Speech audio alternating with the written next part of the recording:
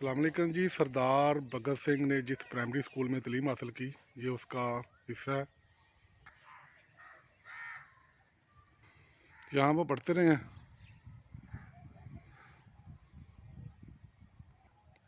ਇਹ जी पिछला हिस्सा उन्होंने कमरिया का, मैं क्या ਤੁਹਾਨੂੰ चारे पासे विखा दईए।